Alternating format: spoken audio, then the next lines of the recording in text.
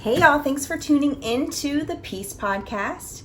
This is Just Give Me Healing Through Acceptance, whatever that looks like. And so, I talk to you a lot about that one relationship that I was in. There were several, but that one relationship that I was in that was the most toxic one. And after that relationship, there was a portion of time where I had a really hard time growing because I was so deeply rooted in, I can't believe I let this happen.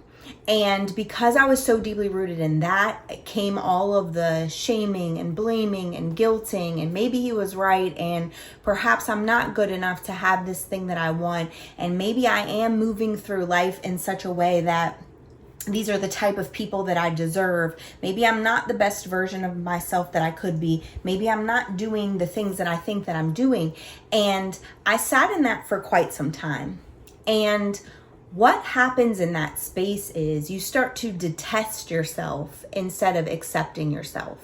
You start to look at yourself with this microscopic lens and focus on all the mistakes that you made, all of the times where you could have done something better, and you start to make meaning of that. You tell yourself that you're a bad partner, that maybe you're not suitable to be a spouse, that maybe you are a bad mom because they've told you that on several occasions, and you don't actually see yourself as a human. You see yourself as this sort of case study where you're looking at everything you're doing with this fine-tooth comb, and you're combing through and you're pulling out all of the good things, and what's left is all of the problems. And the reality of life is, and it's something that is so reassuring to hear, is that everybody has problems. You're not the only one. Everybody has made mistakes. Everybody has done something wrong. And that's not me saying it so that we can excuse our misbehaviors and we can excuse our missteps. It's me saying it to normalize the fact that, especially if you are deeply rooted in perfectionism, you are going to put yourself to this standard that is unreachable, and so therefore you're not going to be able to accept any of the wrongs that you've done. And the only way to truly change and grow and become somebody different is to accept yourself fully. And I talk about this one session of therapy a lot because it was pivotal for me, and it was life-changing for me. And I was talking to my therapist about all the things that I couldn't believe that this person did. How could he do this? Why does he do this? Why is this, something that's the chaos of my relationship? Why am I continuing to experience this? And she stopped me, and her comment to me was, perhaps you should stop asking yourself why he does this same thing and start asking yourself why you're allowing it. And that really helped me to, at this balcony view of the thing that I was experiencing, be able to put the spotlight on me for a second. Because when we get into those types of relationships, we're so used to playing the supporting role and not being the main character of our own story, because our attention is so deeply focused on this other person, because we believe that that's the way that we can fix this situation, by focusing more on them, by doing more of what they need, etc. But when I was able to shine the spotlight on myself and ask the why questions of my own self, that's when I was able to truly see what was sitting in front of me. It wasn't this person who had done all the right things. It wasn't this person who knew all of the answers, but it was a human who in those spaces had tried her best and had found herself in relationship after relationship with the same type of man with a different face. So I had to start accepting where I was, who I was, and also why I was there. In those spaces, I was able to give myself the compassion that you have to give yourself in order to work yourself out of that space. So I accepted that I had picked men who were abusive. I accepted that I no longer wanted to be that person, because there has to be a model for shifting, changing, and growing. I accepted that my own choices had planted me here, and that in those relationships, though I was being victimized because this person was abusive, I was also accepting that role in this story because I was unwilling to get out of it when I realized that it wasn't going to change, and that me falling all over myself to fawn for this person, to do what I felt like would please this person, wasn't changing it either. And so in the muddled mess of tears and what felt like brokenness and what felt like failure and what felt like starting over, I was able to truly sit in the mess and start to decipher who I really was. And that's the first thing that you have to do. We're talking radical self-acceptance here. Being able to say, what are some things that I'm noticing about me? Good, bad, or indifferent? I am doing whatever other people need me to do in order to create peace. Well, that probably means that you have some people-pleasing tendencies. So that's something you need to look at. I will fight to the ends of the earth to do what is right for my relationships. Well, that's probably something that you want to keep. So you don't want to just go changing everything, but you truly want to, without making meaning of it, without telling yourself these long drawn out narratives of what it means about you, you want to accept yourself and accept yourself fully right now in the space that you are, not judging yourself for how you were this one particular person and you let this relationship change you, not judging yourself from the lens of, but I want to be this person, but yet I'm in this mess right now and I'm a wreck, but just saying, what am I noticing about me? How do I feel? What do I still value? What are some things that I've started to value that aren't really mine, that someone placed on me? And so I've started to accept those things as values of my own when they're not.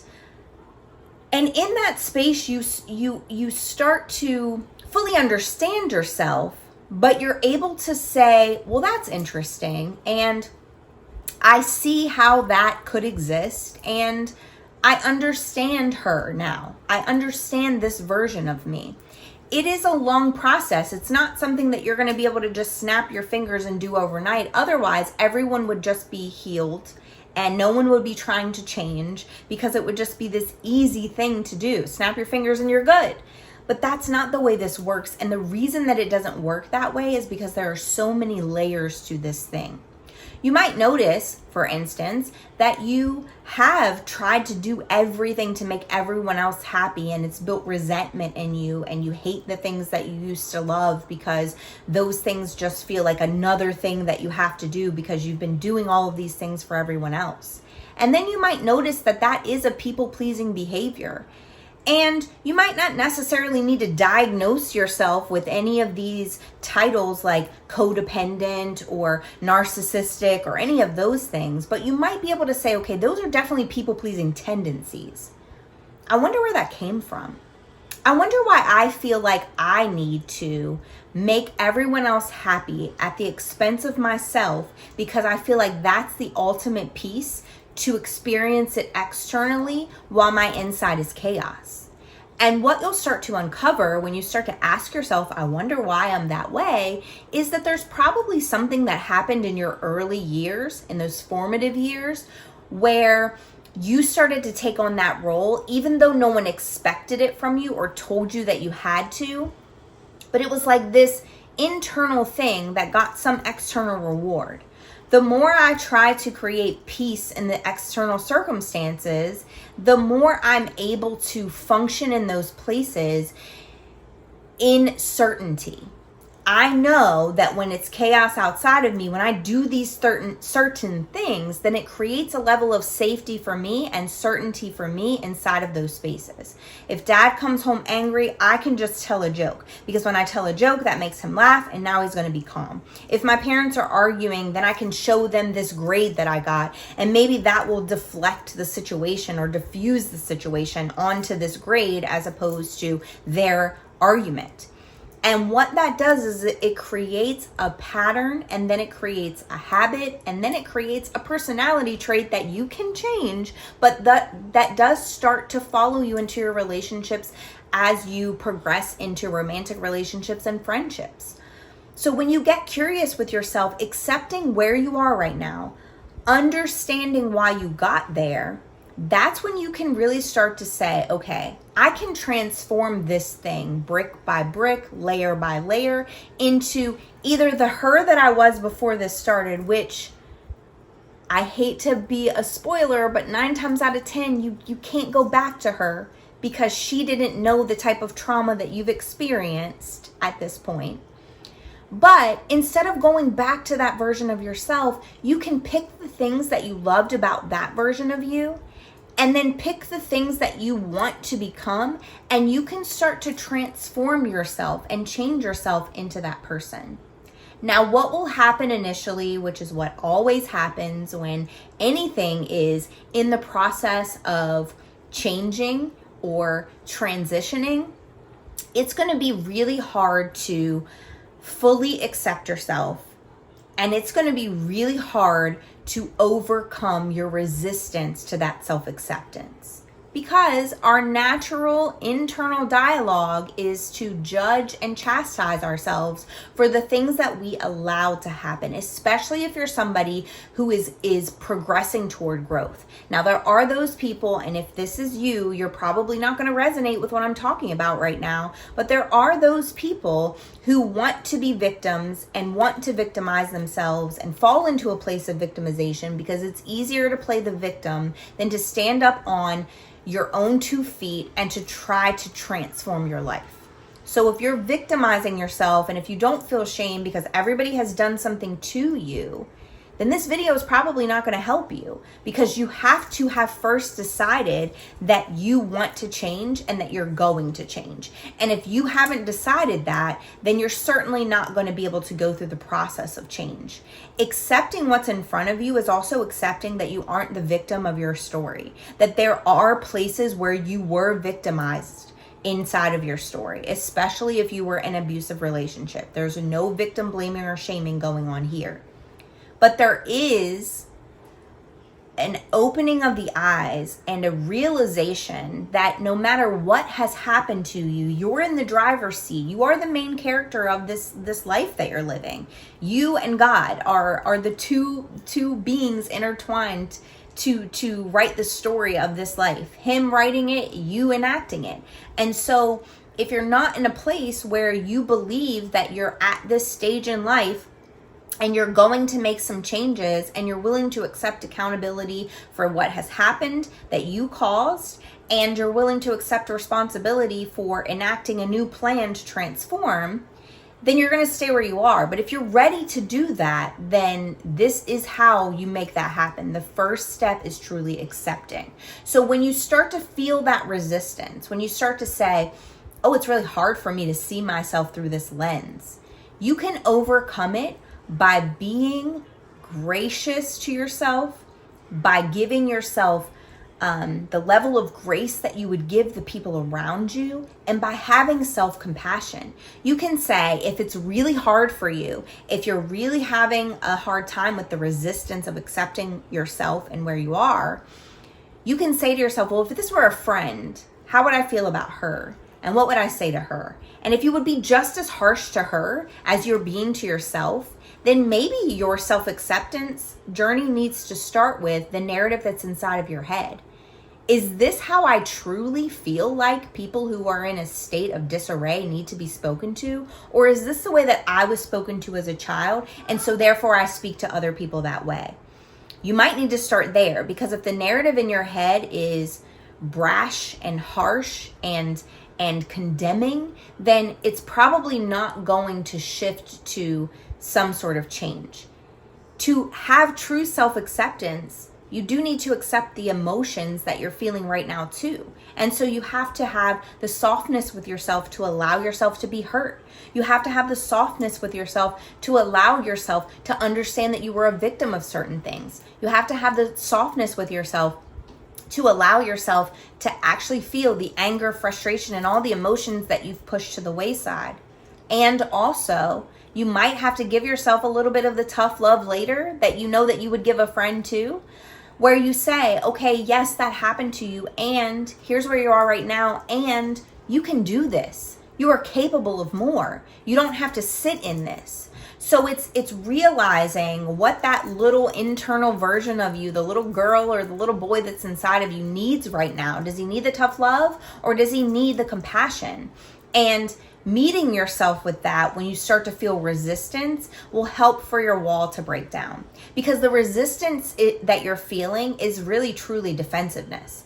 Just like if somebody were to come to you and you have a hard time not making everything a personal attack on you, someone were to come to you with a fault that they've noticed and they're trying to work through that with you so that you can continue the relationship. If you're a person who makes meaning out of things and finds that everything is a personal attack, you're going to build up a wall of defense to that thing. The same thing happens when you're truly trying to accept what you see in front of you and who you see in front of you and why that person is the way that they are. You'll start to build a wall of defense up against yourself, because truly, it is a very difficult process to not do what you've always done. And when what you've always done came from somebody who was condemning and harsh and brash with their words, it's going to be really difficult for you to know how to turn that off and let down your wall of defense, the resistance against the self-acceptance, so that you can truly accept yourself for what is.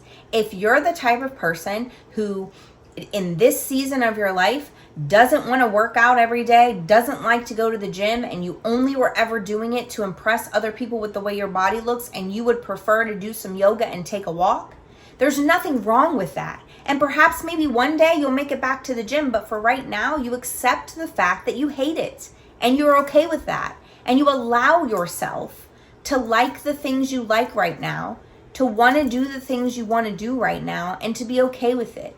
If you're somebody who has restricted food your whole entire life, and in order to accept that your body is beautiful and you don't need to go back to those same habits of eating disorder routines, then maybe for right now you don't track your macros and do all of these things that are truly another form of disordered eating to you. Maybe right now you just say, I'm going to eat when I'm hungry and not place all of these grand limitations on it, because that is me accepting the me that I am right now. Because once you accept yourself where you are right now, then you're able to truly, with logic, make some changes. I'll tell you a story that happened just yesterday. My youngest was upset about something, and this is just a really true and authentic story about how emotions matter. Even if we know that feelings are fleeting, we can certainly use them as data, and people need for their emotions to be seen before you go straight to the logic. So he was upset about something, and I saw myself doing it in the moment, and I immediately wanted to retract it, but I wasn't able to because it had already happened. So he starts crying. He's a bit hysterical in his tears, and I never say the thing like, why are you crying, or, stop crying. But I usually say, like, what's producing the tears, But in that moment, I was like, okay, there's no reason for these tears. Like, at the end of the day, you're going to get 2 Christmases, because he was really upset that this year he's not going to be with me for Christmas. And yes, we are in the middle of August right now, but that was something that was ailing him at the moment. And instead of saying, yeah, I know it's really hard, and that makes you really sad that you have to go between 2 places, and that's really tough, and I can understand why that would be hard for you. I went straight to the logic, and I said, but you get to have 2 Christmases, so I don't understand what the big deal is. And I literally said the words, what's the big deal? And I afterward was like, oh my gosh, parenting 101, what is wrong with you? And then I caught myself doing the same thing to myself. Like, okay, I'm disappointed. Instead of saying, what is wrong with you? Why did you parent that way? I stopped myself right then, and I gave myself the compassion first. And I said, I'm really disappointed that I responded that way, because I knew better. And when I know better, I have to do better. So I had this whole conversation with myself, giving myself some grace, but also at the same time saying, okay, you got to go correct this because you know better. And then I went back to him, and by the time I had gone back to him, Thankfully, he had already had the conversation that I would have had with him, with himself. And so when he came back in, he was already void of tears, and he was saying, it's okay, because I just get to be with you on, Friday, even though Christmas is on Thursday, and we'll have Christmas at my dad's on Thursday. And I said, it is okay, and I understand that, and it is also okay to be really sad about that thing. And that is the exact same way that we have to meet ourselves when we're going through this process. We will not get defensive if we say things to ourselves like, it is okay to be angry. It is okay to be angry that you made a decision to put yourself in that space. It is okay to be angry that this person brought their representative and you thought you were doing it right and you ended up right back in the same relationship that you had been in before with a different person. It is okay to be frustrated. It is okay to be angry. That would make anyone angry. So allowing yourself to have the emotions, accepting that those emotions are real and they exist, will lower that wall of defense so that you're not resisting that radical self-acceptance, but yet you're accepting that your emotions are part of the data of what you're feeling right now. They're going to help you to see what areas you need to grow first. Because if I'm angry right now because I put myself in that situation, then I probably need to focus on a little bit of self-compassion, but also noticing the process that put me in that place and the things that I want to be better at. Intuition, discernment, not believing everybody at face value. I changed my love language because of this. My love language used to be words of affirmation. And when I was going through this process of self-acceptance and healing and changing, I was like, words don't mean crap to me anymore. And so therefore I no longer want that to be my love language. So I'm going to not just take everybody at what their words say, because if they'll lie about their actions, they certainly are going to lie in their words. So I say all of that to say that it gives you indicators for what you need to work on first to get yourself to that version of you that you want to be. It is not something that you have to condemn. You are not going to strong arm yourself into becoming that person. You can become a representative yourself if you do it that way. But yet meeting yourself with the ability to say, these emotions are real and you absolutely are allowed to feel them. You might feel some hate in your heart toward this person. That's not you. That's just a response to what's been done to you. And it's okay to feel that way because this hurt and it was awful. And yes, he did those things to you and all of that happened. And how are we going to get ourselves to a place where we no longer accept that kind of behavior? What do we need to do to not give people second and third and fourth and 15th chances to get it right? And the thing that you'll probably find, which is what I found inside of that space, is that in order to allow yourself to find the path to that thing, you have to find out how to love yourself enough and embrace yourself enough to be able to embrace your growth. Because if you only accept yourself, but you don't fully love yourself, it's going to be really hard for you to push away those people who are doing the same behaviors again. Because you don't love yourself enough to say, nah, I'm not accepting this again. I will not go through this again. I will not put myself in this position again.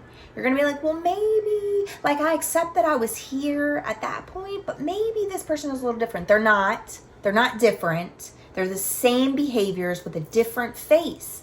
And so in order for you to fully say no, full stop, no other alternative to the no is for you to say, I love myself enough to make this uncomfortable choice to not continue this thing or even start it in the first place because I've seen this story before and I know how it's going to end. You see, there is a connection between loving yourself and being able to embrace your personal growth journey. And if you truly do not love yourself, you can't grow to become the version of you that you want to become because you're not going to give yourself enough time. You're going to be like, I can put that on the back burner. She doesn't deserve the time. I can cancel that appointment with myself today because there's something else that I can fill it with to just distract myself. Maybe if I just scroll a little longer and compare myself enough to enough people, then maybe that will force the change into me. That is the equivalent of putting the notes that you took in class under your pillow the night before a test and hoping that somehow by osmosis, that's going to come into your brain and you're going to pass the test the next day. It doesn't work. You have to give yourself the time. You have to give yourself the space. You have to give yourself the care and the understanding to grow the love for you that you need to enact the change. These two things can happen in tandem. You can be growing your self-love, and you can also be growing in a space where you accept yourself so that you can change and fully process your growth. But the growth can't happen without the love piece. You might be going through the motions, but until you fully love yourself enough to say no, those motions won't last. You'll fall back into old habits. So that is a really difficult part of the process when you don't fully love yourself, when you have given a definition to love that you've experienced in your past. But if you want to grow, you have to learn how to be gentle with you, how to love you. And even if that means you have to pretend like the you isn't you, that it's a friend and you're approaching them that same way, that it's your child and you're approaching them that same way, and you start to adapt those characteristics to the way that you approach yourself, even if you have to do that at first, eventually it will turn into self-love. And side note, there is a misnomer that self-love means that you love everything about yourself. And that's not true. You can love you and dislike certain things that you do and dislike certain things about you, but still have a true love for you. It's the same way that you might love your mom or love your kids, but really not like these certain things about them and wish that you could change them. That's what you're doing in this journey. I love me and I'm accepting me for me right now, but I really don't like these things and I want to grow them and change them, and I know I have the power to do that. I might love that my daughter is outspoken, and I do. I love that she speaks up for herself. But I don't like that she uses that in the wrong spaces and she can become disrespectful to me. So we work on it. I'm like, girl, stand up for yourself. Do you, boo? But also, I'm not the one or the two, so don't mess with me and don't use those words with me. Find a different way to communicate it. So you can do that with yourself too. You meet yourself with that compassion. You start to become this version of you who loves herself fully and is on a growth journey to change the things that she doesn't like. So those daily practice and those actual steps, practical application steps that you can take look like asking God, who am I? Who did you create me to be? Help me see myself the way that you see me, so that I'm not seeing, because let's face it, God sees every mistake you make, even the ones that you do behind closed doors, and he still loves you. And if he can still love you, though he created you for much more than what you're experiencing right now, so too can you. So you can look at yourself and say, I want to see myself the way God sees me. And I'm going to give myself the same compassion and grace that God gives me. And I need you to help me do that. And he will. And then you start to say, this is the one thing that if I could change anything about me right now, this is the one thing that I would change. I've accepted it to be true. I understand why it's happening. I love me, even though I don't like this thing. But if I could change this one thing about me, it would be this. And that's what I'm going to start working on. So for me, mine was perfectionism and people pleasing, which are huge umbrellas. I realized that was a very hefty initiative to take in the beginning. Understood, but hello, perfectionist. And so I looked at those two things and I was like, okay, how do I practically apply what I know happens with people pleasing? And it was a super simple question to ask myself. The process was not simple, but the question.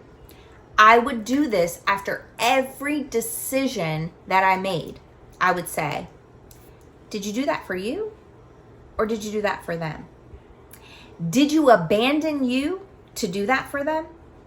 And if I did it for them, but I was okay with it, it was cool with me to do it, I didn't have to abandon me to do it for them, then I knew that I wasn't doing it to people please. But if I did it for them and abandoned me in the process, I started to recognize, ooh, No, you need to go back and change that answer. Or next time this comes up, you're not giving that same answer. And so I started to take the data of my everyday by asking myself those simple questions. And when the perfectionism showed out, and it did, and it still does, that's still a growth journey that I'm working on, I would ask myself another simple question. Does it have to be perfect, or is this your best? And that question alone changed things monumentally for me, even though it hasn't quite gotten me out of the need to always be productive and do, but it helped me to see that if this is for you, then your best is what you're supposed to be doing. Not that it's good enough, because I always hated that terminology. Good enough didn't feel like enough. It felt like maybe you're settling for that thing, right? But if I'm supposed to be here, which I believe that I am, then doing my best is exactly what I'm supposed to be doing right here. And it doesn't have to be perfect. And that allowed me to make mistakes, and it allowed me to walk through life in a space where I didn't always condemn myself for every misstep that I made. And so whatever your thing is today, whether it's perfectionism, people pleasing, or whatever it is, codependency, etc., I encourage you to sit with you and accept that, become radically self-acceptant of yourself, but also find the love for yourself to determine what questions do I need to ask me so that I can change this thing, because I no longer want to be in this space. I no longer want to go back on the first date and accept a representative when the facts show me that none of this is true. The red flags are flagging and I'm painting them white. I don't want to do that anymore. So I'm going to develop this question to ask myself. If this is you, I encourage you, find the question that's going to help you to recalibrate your thinking around this thing. And when that starts to shape and grow and move, and you start to be able to transform that thing, the layers are going to peel back, and you're going to find another thing that you've unearthed or uncovered that you want to be different. And while right now that feels like a arduous process because you're like, oh my gosh, I'm going to have to do this forever. Maybe we all do. But isn't that part of the process of trying to be a better version of you every day? Finding the things that you know that you want to do differently while also resting in this radical self-acceptance to be able to love who you are today, even though it's not exactly who you want to be tomorrow. If this video resonated with you, please like and subscribe to my channel for more content. If it didn't resonate with you, or if it did, make sure to share this with somebody that you think is in the throes of trying to break free from the bondage that they're experiencing, because you never know when one video, one quote, one phrase is going to be the catalyst for change that they need to experience a life of freedom. And as always, remember, knowledge gained and kept to yourself is selfish, but knowledge shared with the world could just be the one thing that they need to break free. Thank you for tuning in, and I'll see you again next time.